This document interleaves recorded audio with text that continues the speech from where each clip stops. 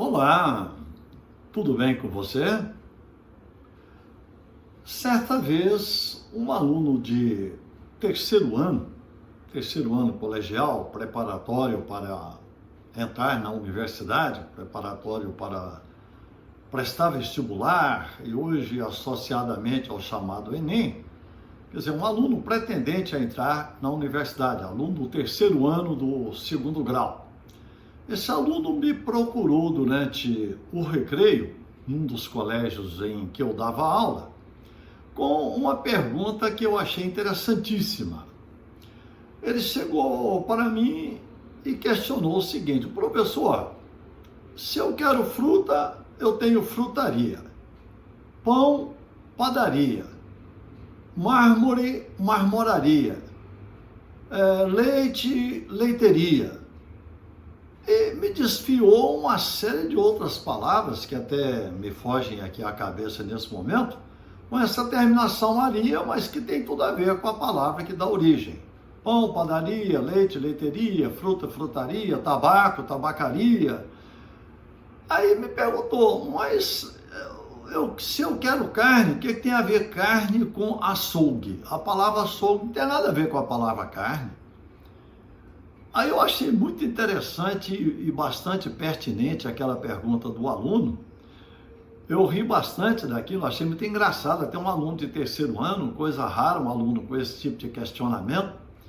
Aí eu falei para ele uma coisa que quero passar aqui para você neste momento.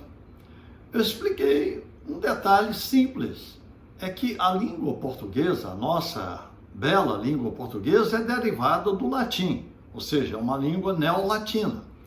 Mas é claro que ela tem influência de várias e várias outras línguas. Hoje, infinitamente do inglês, mas tem muita palavra francesa. E expliquei para ele o seguinte: os árabes, que eram chamados particularmente de mouros, dominaram parte da Europa, especialmente aquela região da Península Ibérica, onde se situam Portugal e Espanha. Eles dominaram ali por mais de 7 séculos. Então é natural que na cultura espanhola e na nossa portuguesa, incluindo os idiomas, o espanhol e português, esses idiomas tiveram grandíssimas influências da língua árabe. E a palavra açougue destoa da palavra carne exatamente porque a palavra açougue não é latina, é uma palavra árabe. Ela vem do árabe as-suk. Aí expliquei para ele, por isso que nada tem a ver uma palavra com a outra. Mas disse ao aluno, é bom você saber que em português existe a palavra carniçaria, sinônima de açougue.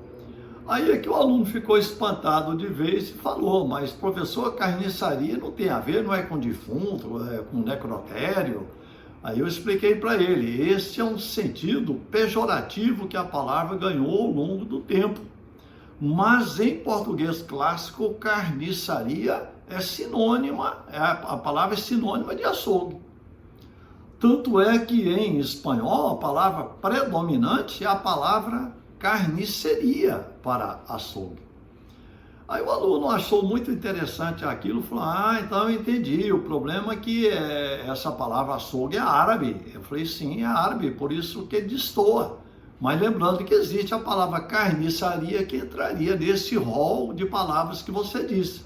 Fruta, frutaria, tabaco, tabacaria, leite, leiteria, e carne, carniçaria. Só que a palavra ganhou o sentido pejorativo. E disse a esse aluno uma coisa que quero repassar a você. Principalmente, nós temos em língua portuguesa aproximadamente uns 400 vocábulos, no mínimo, que são de origem árabe.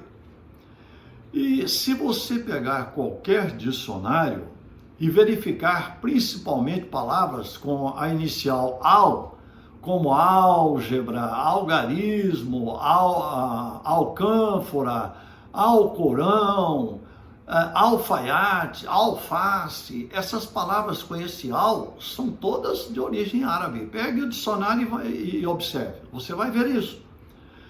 Porque esse al que se tem no início das palavras derivadas do árabe, esse al é um artigo árabe, que corresponde aos nossos artigos definidos, o, a, os, as.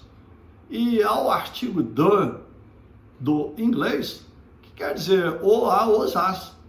Então esse al é um artigo definido na língua árabe. E é interessante lembrar que eles usam esse al diante de um substantivo para dar poder, para dar força, para dar maior destaque para aquele substantivo que está sendo citado. Só que esse artigo se anexou e formou palavras como se ele fosse assim, um prefixo para nós. Mas, na verdade, ele é um artigo de origem árabe, certo? Então, fica aí esse esclarecimento para você. A nossa língua portuguesa tem uma série de influência de outras línguas, incluindo a língua árabe, porque os mouros dominaram a Península Ibérica por mais de 7 séculos.